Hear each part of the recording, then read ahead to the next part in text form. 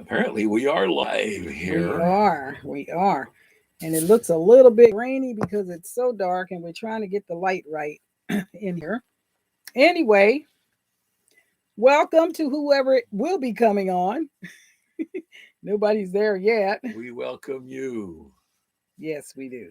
from here, from our little shack in the bush, our little hut on the old prairie, our little place in the country. We are at our country place today, and we have been spending our time equally between here and our place in town.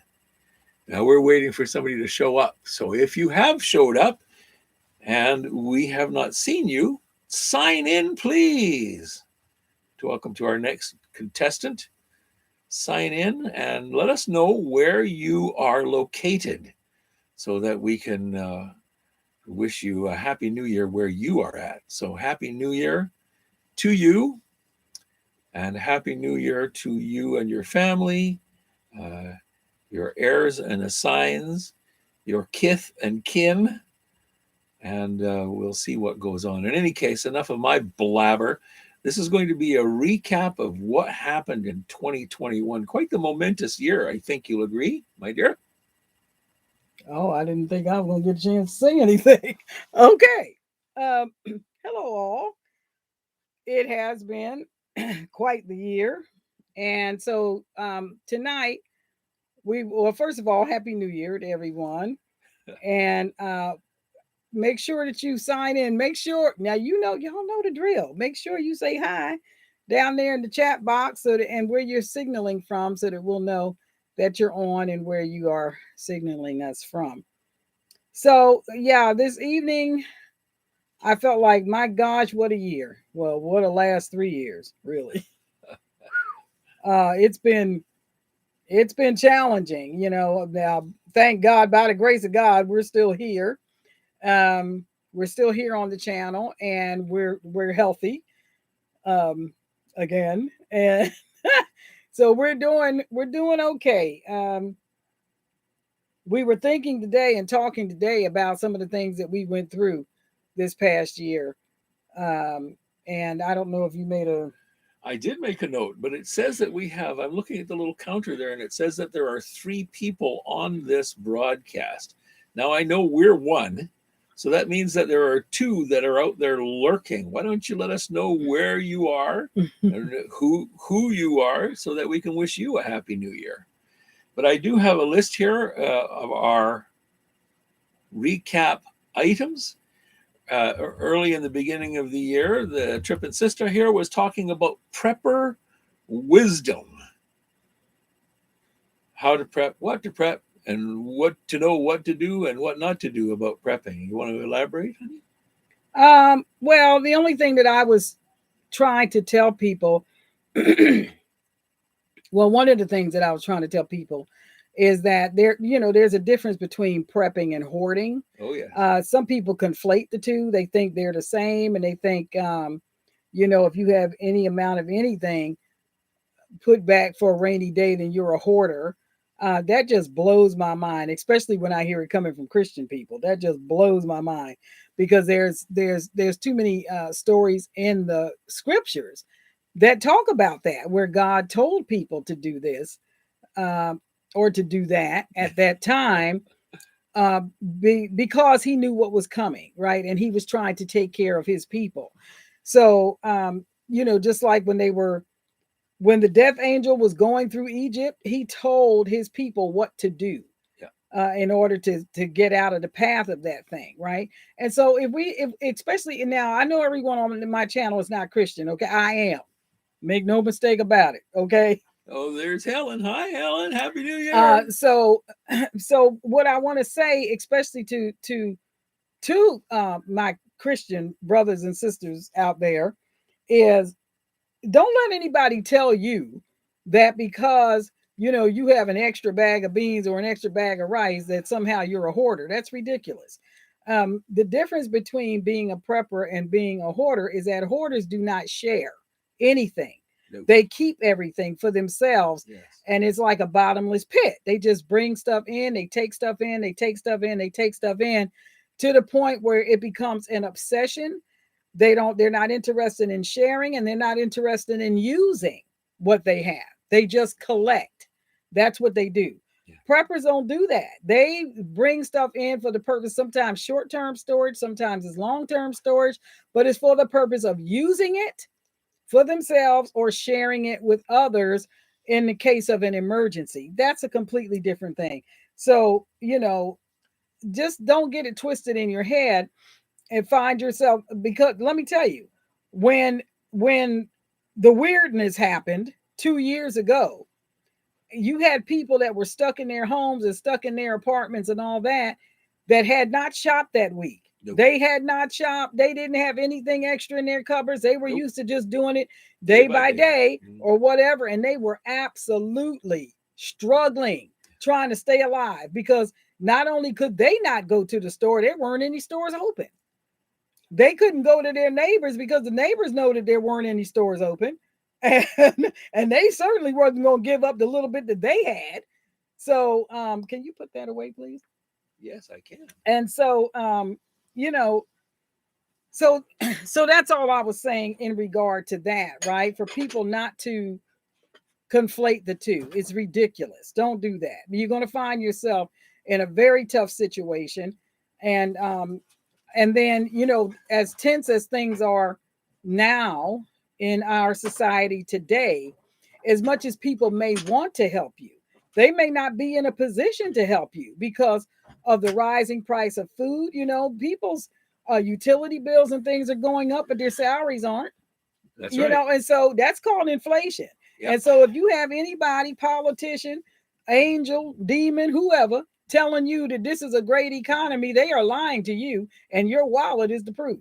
Okay, yep. So there you go. So that's what I wanted to say about that. Word to the wise: if you're going to make a cake, you don't go to the store and buy 2 cups of flour. You get a 5-pound bag, and you use it up over a period of time. And when you're getting low, you go and get another. That's preparing for the inevitable. Our next topic is home remedies. My little apothecary has been busy making home remedies. Honey, why don't you tell them about that? Okay, so now back in 2016, I had what they said was a very, very mild heart attack. And they put me on some medication, and they put a stent, right? Okay. It wasn't a bad thing. There was no, well, I don't want to say it wasn't a bad, it was a bad thing. It was bad. Thing. However, there was concern that the vein that they worked on would collapse if they did not put a stent in it, right after they cleaned it out. Now, it wasn't badly clogged. It was clogged just enough to make me sick. And so they cleaned it out. They decided to put a stent in, which they did.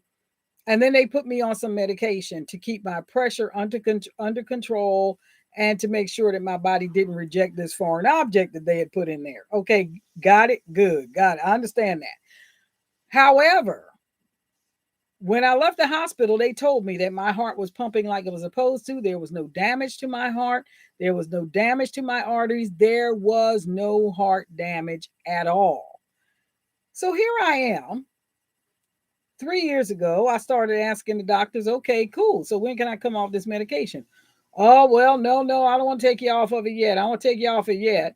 And okay, so then they reduced one of mine that I was taking. Okay, so now 2 years ago, I said, well, when can I come off this medication? Well, not yet. And one doctor said, oh, you're going to be on it the rest of your life. Now, listen, folks. Now, this is me. I'm not a doctor, so don't do what I'm doing. Well, if you do it, don't say I told you, okay? I'm just telling you what I did. I got to thinking, why am I taking heart medication if my heart is fine? Why am I doing that? And they're saying it's because the medication. Well, that makes no sense to me. It makes no sense to me. If I left the hospital and my heart was fine, why am I on medication? Now, I understood just coming out of the surgery why they would do that, anti-rejection or whatever. I understand that.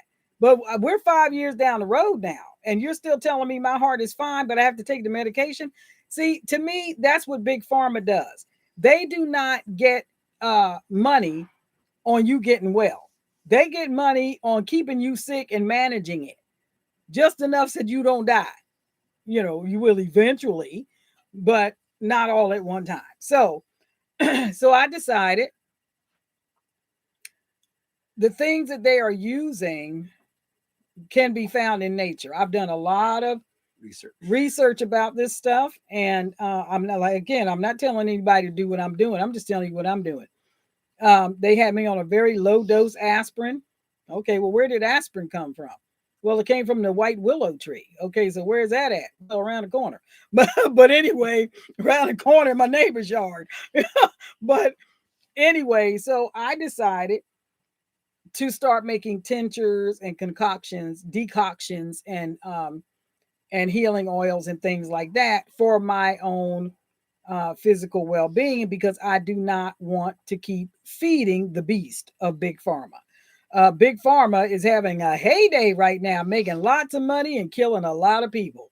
Okay, you ain't gonna hear about that on CNN. I'm just saying, but yeah, they're making a whole lot of money and been making a whole lot of money. I mean, people have been made millionaires and billionaires in the last 2 years just because of the medication that they're telling you, if you don't take it, we're going to take your job. They're getting rich making people sick. And so these people are psychopaths. I don't want anything to do with them. And so I've decided to go back to nature and find out, what did God put on this green earth to help me if I should happen to get sick or whatever. So I make my own cough syrup. I'm in the process of making my own salve, healing salve, and things like that to help with arthritis. Not just things that I have, but illnesses or things that that someone in my family may have. A ache or a pain or a cut or a bruise or whatever. So so I started making my own homeopathic medications. Yeah. And they're working for me. They are working for me. So what I've been doing is I've been cutting my meds in half. And now I'm not crazy. I realize that my body has gotten used to this over these last 5 years. So I didn't just stop taking my medication. I'm weaning myself off of them. But in the place of them, I'm using the natural equivalent. For example, I had one medication that says, well, it helps with this, this, and this. But then under that, it literally had 26 side effects. Mm. Then I looked up the natural equivalent for this. Yeah. And it had one or two side effects. I'm thinking, you make it a dry mouth.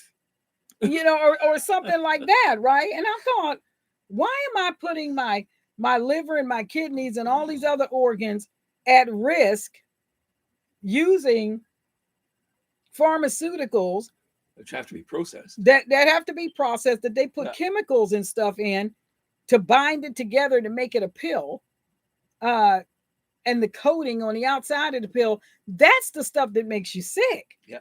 And I thought, my goodness, like aspirin, bare aspirin comes from the white willow tree and from the bark of the tree. Well, you know what I did? I went and ordered myself some white willow bark, organic. There you go. Make my own aspirin. I stopped taking my aspirin and I started taking that. I made my own. I dosed it myself. I started out very tiny because I was taking a very low dose aspirin anyway. But if I get a headache or an ache or a pain, I just take that and it's okay. So a couple of drops under the tongue and there you go. So that's what I'm doing, you guys. I'm not telling you all to do that. Some people feel more comfortable with pharmaceuticals. They think, well, they're using a lab and they know exactly how much is in it and all that. And that's the problem. You don't know exactly what's in it. I know what's in this because I'm making it myself. So anyway. Yeah, they have a phrase in popular medicine when you're in the hospital and you say, I've had enough of this foolishness. I'm out. They say, well, you're releasing yourself against medical advice. Well, this isn't against medical advice. This is without medical advice. We're just going back to the way things used to be done back in the day. before they had doctors and specialists and big hospital bills, et cetera, et cetera. So moving on, we're going to talk about the cold snap. It got a little bit chilly, if you'll recall, back in the latter part of January of last year. Whew, it got cold. It did. Did you want to say something about that? Because I don't have Not nothing to only say about that except I don't want to see that much snow or that much cold ever again. no, well, the sister was very happy to stay inside with That's the right. furnace on and the temperature up around 75. That suited her just fine. And who was outside working on the water when it froze? Not me. Yours truly, the striking Viking. I'm out there, and the with the wind chill factor, I looked it up. With the wind chill factor, it was minus 22 degrees Fahrenheit, which is cold enough that you don't want to be outside working on the water. Well, we got the water working again anyway, and we got over that. But our refrigerator crapped out, so there's that. Which it turned out to be a good thing because we threw the refrigerator and the frozen food items into a cooler, buried it in the snowbank while we were waiting for the parts to get the refrigerator fixed, which we did.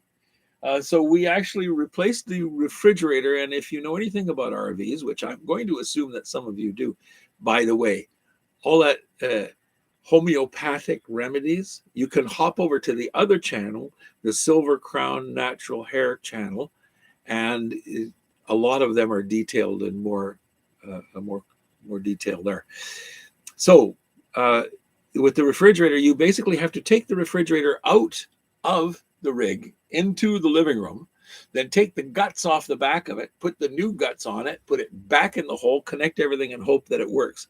And it did, with the exception of it wasn't working on AC because I made a mistake, which I corrected, and now it's working just fine. So we got a new refrigerator and a new water heater, which also froze and blew up while we were in the deep freeze. So we got that, and then now we've also insulated the water heater compartment. These, as they say, how do you learn to make good decisions? By making bad decisions. So now we've been making good decisions about what to insulate and where. And then in about June of last year, the roof of the rig has not been done since it was new.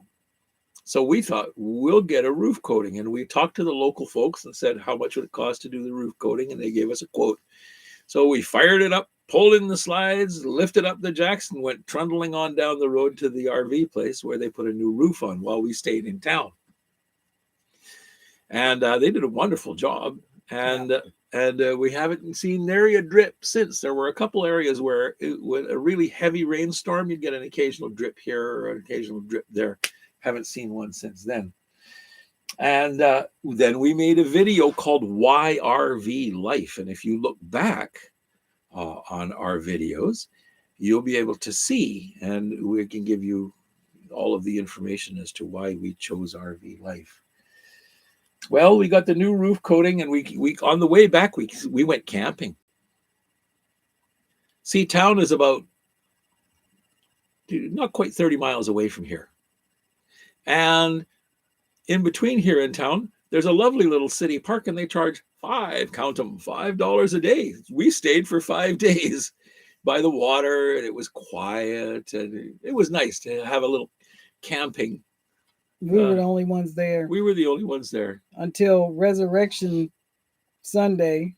Yes. Or Saturday. The Saturday before Resurrection Sunday. And somebody had the bright idea to do an Easter egg hunt. The fire department. I think it was. Right next to where we were. Right next. But they did rope it off. They did rope it off with like police tape so that nobody would come and, bother us, I guess. So.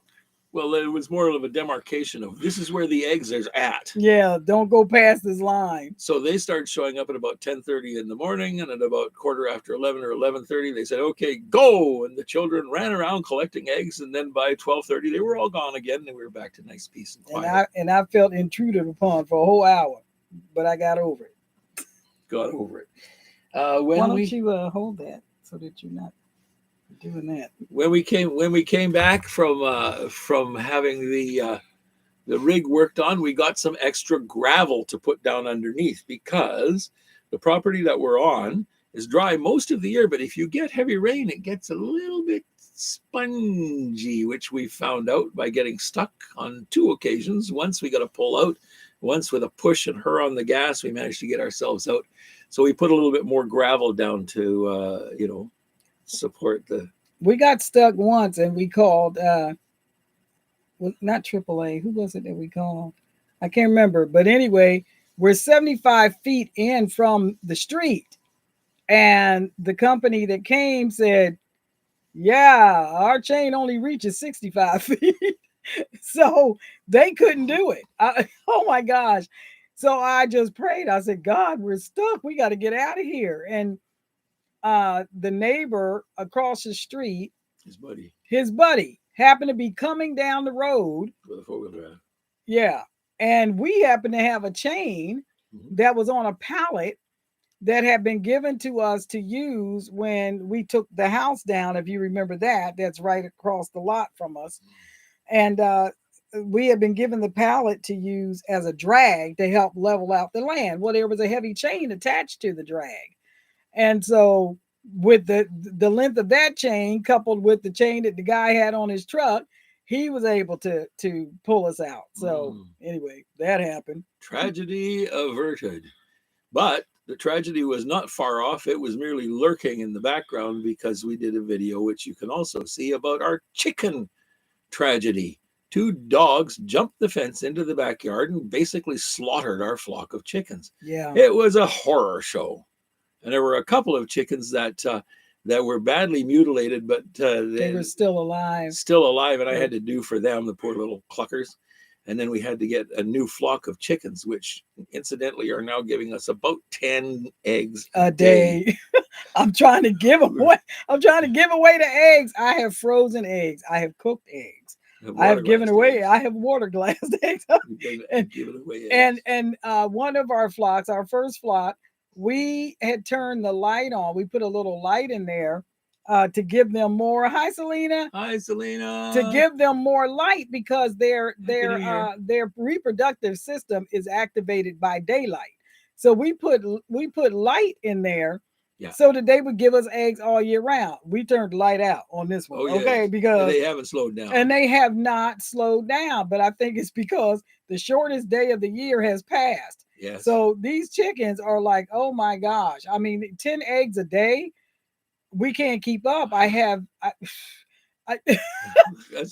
we came back out, we're trying to give them away. Yeah. I asked my kids, you need some eggs? And my daughter's like, I still have the last 3 dozen you gave me. So anyway, people running from us. They see us coming. Here she comes. No eggs today. So anyway, God bless them. You know, I tell you what, if eggs ever got too expensive in the store, I got eggs. So there you go. Anyway, yeah, they're putting them out, the cackleberries. Yes, they sure are. And shortly after the chicken tragedy, the lawnmower blew up. I'm out there riding on the lawnmower, and all of a sudden there's a tremendous clack and a bang, and then it no-go'd. So we had to get a new lawnmower. Well, we got that sorted out. And not shortly after that, it was starting to warm up. And if you know anything about Oklahoma, it can get warm. Mm-hmm. It can get tolerably warm. It can get reasonably warm. It can get awful gosh darn warm. And we were having an issue with our water. Now, we're on city water. But what we found out was we would go, like if we were staying here part of the time and staying part of the time up in town, we found out that when we went to town and came back, as soon as you turned the water on, you got stank water. It smelled like mildew. Ooh. I was like, what is wrong with this water? So I was thinking that something happened with the city water system while we were gone, right? So I thought, okay, well, we'll just bleed the pipes out, you know, and it got really, really hot over the summer and it smelled like mildew. So I thought, okay, we had standing water in the hose that led into the rig. So we just flush it out. We even bleached it. And I said, maybe we need to disinfect it. Yeah. And that didn't help. So I thought, okay, so then we looked it up and it said disinfect your tanks. Yes. Which we had not done in a year, which normally we've done at least once a year. Yeah. and we hadn't done it. So I Yeah. thought, okay, it must be seeping water up from the tanks, even though we were on city water. Yes. I thought maybe water from the tank, whenever we turn on the Put a little faucet, bit in with. is letting water in from the tank. So we emptied the tank, uh, uh, and we disinfected it. Still on a mission. Happy New Year and welcome. Yeah, we And disinfected yeah, the you tank. found our channel. Welcome. Don't forget to subscribe. And disinfecting the tank is kind of an interesting deal because the tank holds 85 gallons of water, which means you have to pour in about a half a cup of bleach and fill it up with 85 gallons of water. Let it sit. Let it sit.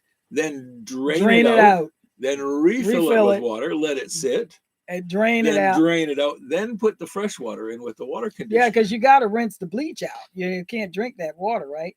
So anyway, yeah. So which we did, and excellent, and which we did, and that sort of took care of the problem, but for not a couple really, of because days. we go back up to town, spend a couple of days in town visiting with the chickens, etc., and then come back down here, and guess what? Stank water. So it's got to be the supply line from the city supply into the rig. Well, so, that was fun. So guess who? Not her. I helped. Got the material. We got some, not PVC. What do they call it? PEX pipe. PEX pipe, which is a water line that they're using in all the new construction, etc., etc. We went and we took up the water line that was there, which was basically just RV water line hose. Yeah, it was the white drinking hose that you use. Took that up, dug a little bit deeper in the trench, put in the new PEX line, and we haven't had a problem since. And of course, we also have the heat tape that from the bottom of the wet bay down into the ground, around the corner, and all the way to the city water supply. We have heat tape, so if it gets cold, we're good. And the wet bay is insulated. It's insulated, and it has a heat lamp in there. Yeah, it's like screws into one of those brooder lamps, for the chickens. But instead of producing light, it just produces heat. Yeah. Hit that like button, y'all. Exactly. Hit that like button. Yeah, we appreciate that. So that takes care of our water. And so we dealt with the stank water. And then one of the ACs, there are two ACs in this rig. There's one at the back and there's one at the front. And the one at the back started making a squealing noise every time you turned it on. And then it squealed a little louder. I went up on the roof. I took the thing off it. And I found out what the problem was. It was that the motor was gone, not gone, but going. So I did put a little lubrication on the motor and made sure that it was turning freely. But that didn't last very long. And finally, you got to the point where you'd turn it on and you'd wait. Maybe it would come on, maybe it wouldn't. Then you'd turn it on and wait, and it didn't come on at all. Yeah. So it was getting on towards September, I think, by the time it started to act up. So we thought, well, what are we going to do about this? And not only was the back one not working, but the front one started making a squealing noise. Man. And Lord. Our furnace, when we were using it last winter, most of the time it was relatively quiet, sounding like an RV furnace should. And then part of the time it was chattering and clattering like an RV furnace definitely should not. So once again, we pulled in the slides, we pulled up the jacks, and we drove it up to the local RV place, and we had both of the ACs and the furnace replaced. So now we've got a new AC in the back, new AC in the front, new furnace, new hot water heater, and a new fridge, all within the space of 2021. And a new roof. I had forgotten about the new roof. You're right. But let me tell you my thoughts. When that first AC quit, I thought, well, that sucks, right? But we had a fan, and the one in here was working. Yeah. So at night, we would turn this one on and just have a small fan blowing back toward the bedroom, and it was fine, right? But then one day he was out there mowing, and I heard this slightly ominous squealing sound. I'm like, uh-oh. Now the other one's getting ready to go out, and it was still warm. I mean, it was warm enough for us to use the air conditioners. Yes. So I thought, we're going to have to take this in and get it fixed, Well, I thought while we were taking it in to get it fixed, I said, you know something? Winter's coming. We better check that heater Yeah. because we do not want to be get the coach all wrapped and set up for winter just to And the find furnace out go we off. don't have no heater. So we took the heater in and because it when we turned it on, it started making a weird noise. I'm like, oh my gosh. So anyway, we took it in and we told them to do the air conditioners and check the heater at the same time. If it needs replacing, go ahead and replace it. Just Yeah. oh my gosh. So we don't. Would you like a kidney? Because Yeah. I know this is going to cost me. Yeah. Anyway, so they're new. Air conditioner's new, heater's new, roof is new. We had the window had to be resealed because it was raining inside. Remember that? Yeah. The window had to be resealed, so we had to take it in for that. That windshield was replaced in Missouri. Mm-hmm. We were traveling along, and you'd have to look back on our previous videos, but there was a large stone bruise in the windshield, and it cracked, and the crack started traveling, and my beloved was concerned that the windshield was going to disappear and she'd get I'm gonna sucked get out the windshield. I told her, that really only happens at 35,000 feet. If the window goes, then you get sucked in. And she said, well, it could happen. It would have could. happened to me. It might could happen. Well, I said, I am not getting sucked out that windshield. We have to get it fixed. so we had it replaced. But when we brought the rig down here from Canada, as you know, we purchased it in Canada. When we brought it down here and imported it back into the States, although it was built here, we brought it and we came down a pretty bumpy road, and we got here, and I was just setting up and putting the reflectix on the front windshield. And as I'm doing so, I leaned against the windshield and a large gap opened up at the top. Yeah, he was going to get sucked out the windshield. That's not the sort of thing that you want to have. No. So we had to have that. Yeah. So no on a mission. Well, we do not have a new RV, but we have been replacing things piece by piece. It's probably new by now. It's only got about 40,000 miles on it. Yeah, and this is 2001. Yeah, it's a 2001. We didn't get it in 2001. Now no, we just got 15, it. Yeah, April of 15. Yeah, so we've only had it for 5 years. 6 years. 6 years. Wow. 6 years. It'll be 7 years in April. Oh my gosh. So we've been living in it most of the time. Yeah. During that time, we do still have our home here. We still have a home in Canada, which we won't be going back to. But anyway. So, yeah. And no, we have not been to Charleston, South Carolina, although I would very much like to come to see Charleston, South Carolina someday. I have been to Charleston, South Carolina, long time ago. I don't remember a thing about it, except I remember being there once. So, yeah. Well, worth the trip sometime, I would think. Yeah. So we got that taken care of, and if you look back on a couple of videos back around November, you would have probably noticed that something took place in which I have a great and unsurpassed deal of pride. I became an American. That's right. I'm American. I went and I took the oath, and I left Canada behind for good and all. They can have it. If you've seen what's going on north of the border, those crazies up there, they can keep it. I was born and raised in Canada. I lived there all my life, but I firmly believed when we were married in 2008 that eventually I would take American citizenship. And so it only took 2008. It only took 13 years to. Well, yeah, but now it did not take that long for him to become an American. No, because you didn't put in for your I put residency. my papers in September of 17. Yeah. I got my green card in June of 18. On a mission, said congratulations. Thank you so much. I appreciate that. Believe me, I'm going to be the most patriotic American you've never seen. That's right. Seen, not never seen. Never ever. Whatever. I'm very, very, very, very, very, very pleased. I know a lot about the history of the United States, and I firmly believe that the hand of Providence came upon the United States for the formation of a kick Britain out and establish a Yeah. new nation, a new republic. And it is the best thing afloat, let me tell you what. So, okay, so I swore in, and then after that, we had to do Can the you? skirting. What happened? I'm just about done. You cranking your neck over there? I'm cranking my neck. Yeah, that's okay. They don't mind my neck.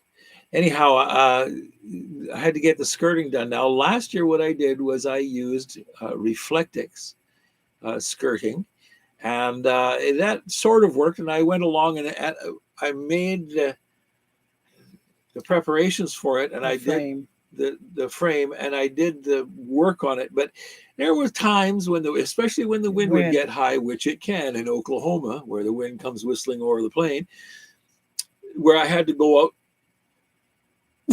where I had to go. Oklahoma, where the wind comes whistling over the plain, where the waving wheat can sure smell sweet when the wind comes right behind the rain. Oklahoma.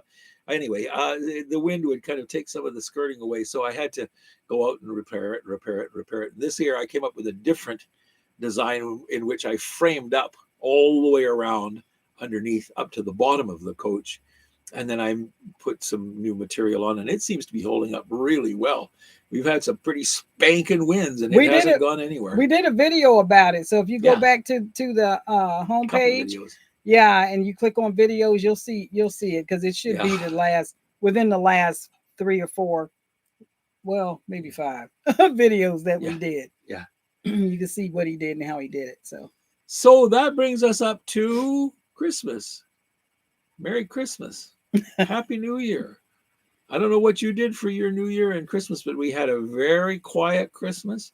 We're at the stage in our lives, and I won't tell you what that stage is, but we're at the stage in our lives where you give the kids money and they're happy because they can spend the money on what they want to spend it I on. ain't doing no shopping. I hate it. You know, a lot of people like the hustle and the bustle of that. I've never liked to shop. I just hate it. So She's I'm told me like, that she'll shop when I'm dead.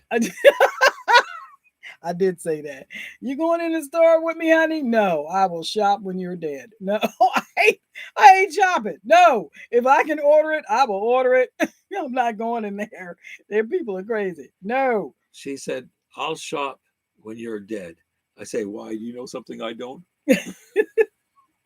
no, I Anyway, we had just a very quiet Christmas. Merry Christmas just for us. We had a wonderful time.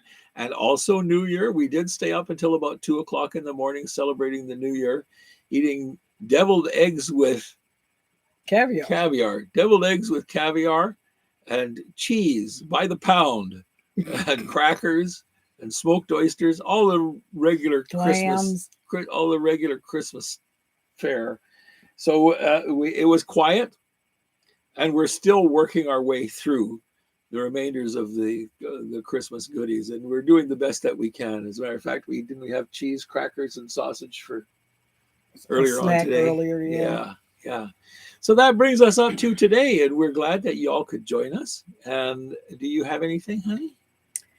Well, I just want to say, like this year coming up, as you guys have noticed, that a lot of things have changed. Um, some good, mostly not so good. The thing that is good is we're all still here, right? The thing that's not so good is that there's been a lot of shifting and changing in our economic landscape and our educational landscape, and it's just a lot of stuff going on that's very dangerous to this nation. So I'm a veteran, and I am a patriot. I love my country. Um, we need some work. We got a lot of stuff we need to work on, but this is my country. This is where God put me, and so um, I lived in Canada for several years. I lived in Germany for several years, and unless you have had the chance to actually live in other nations, you don't have anything to compare it to. No. Um, all you know is what you've been told, um, or what you've read, or what you've seen, and the people that live the longest are the ones that write history, and they can write anything they want. Okay. It ain't necessarily the truth. So, but I've been blessed to be able to actually live in other nations and have to deal with their government structures and things like that. And I'm telling you that I've never seen freedom on the level that it is in this country. And so when you know what you're looking at and you know what freedom is, and then you see things disappearing under threat, it's like, what? Yeah. So we're in a time where people really need to pay attention as to what's going on around them. Understand Yeah. what you're looking at. Mm. Understand what you're seeing. My sister in arms here, she says, I'm also retired Army. Thank you for your service. Exactly. And like I said, I love this country. And the people that are out there protesting now haven't been outside the US. They haven't seen they haven't been what's outside their going on. parents' basements, Most of them, yeah. But they haven't seen what goes on in other countries. This really is it's incomparable in the rest of human history. And across the other nations of the world, there really isn't a better nation than there the isn't. United States. You have to live somewhere else in order to compare it. We had some friends of ours, excuse me, that live in Canada, and they came to the United States. They spent 2 weeks in Texas. Changed their life. Yep. They didn't realize the bondage, if I could use that expression, that they were living under until they got out from under it and went somewhere else and saw how other people lived. And this is what I'm trying to say, especially the the generations that are coming behind our generation, our age group, and 60s and all that. They don't know, y'all. They don't know. No. They don't know. All they know is they go to college, they get indoctrinated, they are taught how to hate this country. They are taught that they're a victim, something's wrong with them, and that they don't have any privileges, and somebody's always trying to do something to them, and all this kind of stuff. Our generation didn't come up like that. We didn't come up like that. Now, we weren't ignorant to the injustices and things that were being done across the board. It wasn't just for my race. It was across the board. If you didn't have money, you were just not done right. Okay. If you had to go stand before a judge and you didn't have money, you were not done right. It was all about it was all about class. It was all about how much money you had and who you knew and all this kind of stuff. That hadn't changed. Okay. So what I'm saying is, people today, I call them kids. That's so crazy, right? Because if my mother had been living, she'd be calling me a kid, right? But these kids today, they don't have a clue. I'm telling you, they are going into these schools that have turned into indoctrination stations. And they are teaching them how to hate their parents, how to hate liberty. And they think they're being liberal by hating liberty. It's the most twisted mindset I have ever seen. I never thought I'd live to see anything like this in my lifetime. It's just crazy. And so I feel like those of us who know better, we have a responsibility to tell them the truth. Tell them the truth. Now, you're not going to be able to reach everybody, because some people, let me tell you something, and this is my honest belief. If people are still watching mainstream television and they're getting a daily dose of that stuff, who consistently and persistently lie without conscience to the public. If you're still getting your dose from that, and you think Happy New Year, and you think they're telling you the truth, you in for a rude awakening. I'm telling you, because they are lying. They've been caught. They've been sued so many times for lying and slandering and doing all this stuff. And they just repeat it and repeat it and repeat it and repeat it, to where if you're vulnerable, it'll sink into your little brain, and you'll think that what they're telling you is the truth. And it's not the truth. And the problem with the generations coming up now is they have never been taught how to think critically, how to examine something, No. how to compare things. Okay, this is saying this and this is saying this. What's the most logical outcome of this? That's right. Who's got something to gain by saying this? Yep. Who's got something to gain by saying that? Because everybody's on the take, okay? Yep. And so, And they've never faced real hardship. no. This is the longest duration period in the history of the United States where there hasn't been Without a war. Yeah, where there hasn't been some hot war on our soil. And since they've never faced hardship, they have no way to judge between truth and the error that's being promulgated to them. And all these people who are busy pushing these socialist and communist ideas on the kids, I'd like to take up a collection and we can give them a one-way ticket. What would you prefer? Venezuela, Yemen, Afghanistan? We'll send you. Good luck to you. You can go. Here's a good litmus test. This is what I try to tell young people. Just think about this. If this country is so awful, why is everybody trying to come here? Okay. Why are they escaping from where they were, trying to come to the worst nation on the planet? I mean, come on, people. That doesn't even make good common sense. That's right. Right? If this place is so terrible, why are you still here? Exactly. There's so many other countries that you could go to. So just common sense. Just common sense stuff like that. And again, like I say, this is not a perfect nation by any stretch of the imagination, because as long as you have criminals in power, okay, I'm just going to tell it like it is. As long as you have people that can blatantly in your face commit crimes and never go to prison for it, okay? Yeah, we got problems, okay? We got serious problems, and we have had these problems for decades. I mean, decades, folks. Okay. Decades. So, I mean, this stuff was happening before we were born. Oh, yes. This is some evil stuff afoot here. Yes. And it wouldn't bother them one bit to get rid of all of us, take all of our stuff. Absolutely. As one guy was known to have said, and I saw the interview, their goal is by 2030, you will not own nothing. And his words, and you'll be happy. Yeah. So now you can take that. You can take that how you want to take it. Maybe he's trying to make young people think you won't have any responsibility.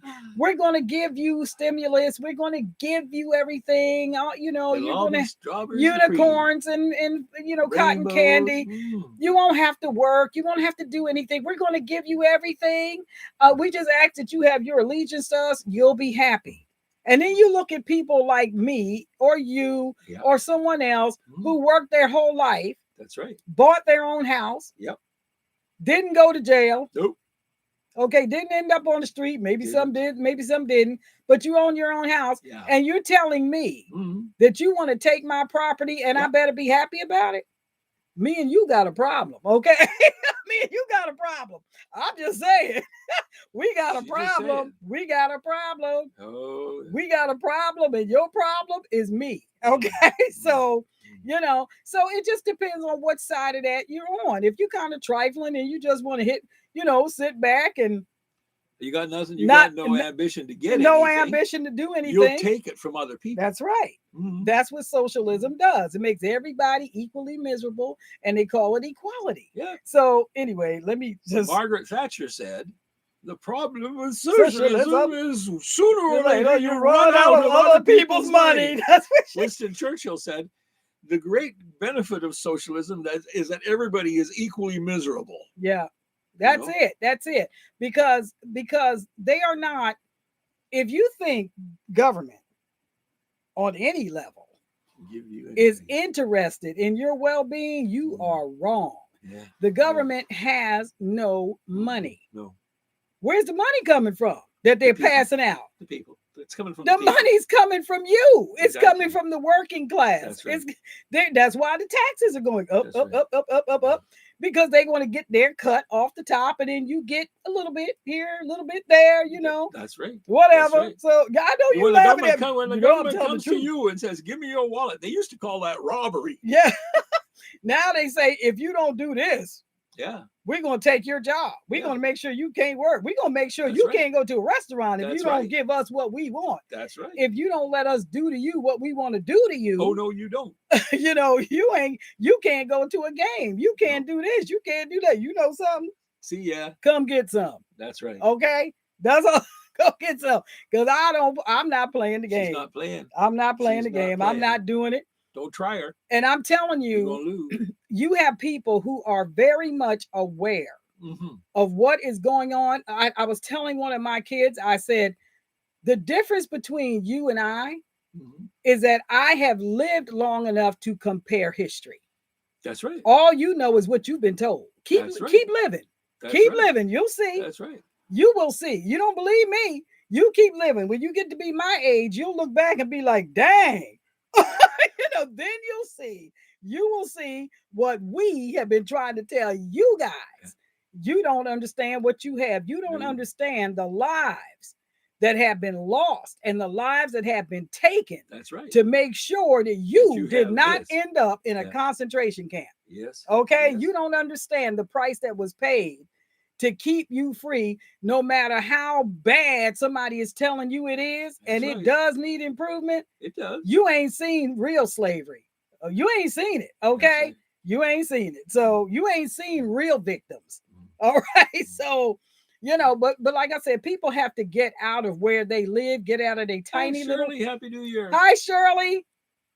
Get out of their tiny little world and experience life somewhere else, Yeah. right? Like I said, I have Yeah. been blessed to be able to live in other countries. And Mm. I'm telling you, I came home. Mm. Okay. That's right. Canada That's is right. right next door. You would Yes. not believe the difference. It's night and day. Listen, if it was that great, my husband would not have given up his Mhm. birthright in his country. That's right. And he came to this country. Oh, He could yes. have went anywhere else. He Yeah. came to this country. This country here. This one. That's You know right. why? Because Best thing going. it's the best ship afloat right now. Yeah. Okay. And Yeah. I'm telling you, there are people that have been after the destruction of our nation for over 100 years. Mm. I'm talking, it's a generational, almost like a mantle that's been passed down to their kids. Their great grandparents had a vision, Yeah. to destroy liberty at all costs, because they want everybody to be their servants and their That's right. slaves and all That's what this. it's all about. And Well, so if they can't convince you, if they can't lure you with donuts and free this and free that, Yeah. then the threats start rolling. That's right. Oh, if you don't do it our way, we're Yeah. going to make sure you can't buy nothing. Yeah. You can't sell nothing. Yeah. You can't go to the Yeah. movies. You can't keep it. You won't hold a job because you're not going to be able to work unless you show us your papers. Yeah. That sounds familiar. Sure does. Doesn't that sound familiar? You ever see Revelation? You ever see Nazi Germany? There you go. That's what I'm talking And about. so now, and speaking of Nazi Germany, Yes. here's an oxymoron for you. Mm. The Holocaust Museum, which Yeah. is in New York, Yeah. has now come out with a statement saying you can't visit their museum unless you show them your papers. That's right. Do you see the irony in that? I sure It's do. a Holocaust museum Yes.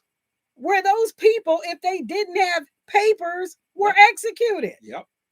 And now the Holocaust Museum is saying, show us your papers, Papers, please. or you can't come in. I'm telling you, like I said, if you ain't lived long enough to know history, and believe me, there's something to be said about old books. Oh, yeah. Okay. And that's why they're trying to pull certain books out of libraries. That's right. It's and off the internet and taking certain channels down. It's a modern day book burning. Yeah. Okay, that's what it Yeah. is. They are trying to destroy information. They want to erase history. They want Yes. to pull down statues. They want to Yeah. burn down buildings. They want to. Why? This Yeah. is not a new thing. Yeah. This is not new, folks. If you No. know history, this has been done before. Mhm. It's called Marxism. Yeah. It's called communism. Yeah. And it goes back further than that. You could Oh, go yeah. back to ancient Egypt, where they Yeah. chiseled out the faces of kings and queens because they wanted to erase them from history. Yes. This whole cancel culture Yeah. ain't a new thing. No. It's not a new thing. No. When people don't have no respect for you, they want to eliminate you. They want to erase you. They want to say whatever they want to say to you, Yes. but they don't want to hear from you. Oh, no. Because if you say something, you're being abusive or you're being racist or you're being whatever. Yes. Now, Racist, if they say it, misogynist, homophobic, yeah, but anti-trans, whatever you call you. if they say it, it's okay. It's free speech. So the Constitution only works when it serves the Marxists. Yeah. But it doesn't work for you. It ain't supposed to work for you. Otherwise, the Constitution is an outdated document. Yeah, that's what another famous president said. Yeah. You know, it's an antiquated document. Yeah. You know. Anyway, y'all, just Lord have mercy. All right, on a mission. Thanks for stopping by. Thank you very much for coming by, and happy New Year once again. So those of you, she's like, don't get me started. I'll tell you what, we run into people even to this day. They say, oh, where are you from? I say, Canada. And they say, oh, I know somebody in Canada.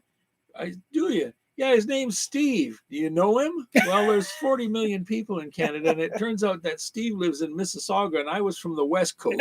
So no, I don't know Steve. But people say, oh, I love Canada. It's so beautiful up in Canada, and the people are so friendly. And I say, what do you like about Canada? What is it you like? Is it the $7.38 a gallon gasoline? Yeah. $6 for a gallon of milk? $5 for a dozen eggs? Is that what you like about Canada? Because everything is taxed so heavily. An accountant that I've done some business with says that if the truth was known, pretty well 70 cents of every dollar goes directly to the government in taxes one way or the other. They're either visible or hidden. You know, and they're up there telling those people, if you don't do what we want you to do and you don't let us experiment on you medically, we're not going to let you work. That's right. We're not going to, you want a religious exemption? Oh, we don't care. No. Oh, your doctor said you shouldn't do it because of health reasons. No, we don't care. We're not taking any medical exemptions. You're going to take this experimental stuff into your arm or we're going to take your job. Now I ask you, take your job. What kind of government is that? Yeah. Yeah. When a government's first responsibility is to protect the people within its borders. And speaking of borders, why is it that people that come across the border, they don't have these requirements on them? They coming across sick with tuberculosis and syphilis and all kinds of other stuff. They don't have to be inoculated. What's up with that? What is that? Why is it? But they're sending the Cubans back. The Cubans that managed to escape who are literally running for their lives. From communism. They told them they can't come in Florida. They're rounding them up and sending them back to Cuba. Because they're rejecting communism. Exactly. Yeah, you guys, I tell you. It's a corporation. Yes, that's true. That's true. Yeah. Yeah. Like George Carlin used to say, it's one big club. And you're not in it. That's right. Yep. Man, I'll tell you what. If you think too much about it, you could despair. But you have to keep in mind that all things work together for good for those who love God and are called according to his purpose. And we're going to hang on to that because, his promise to watch over us. Whether you believe in that or not, you're getting watched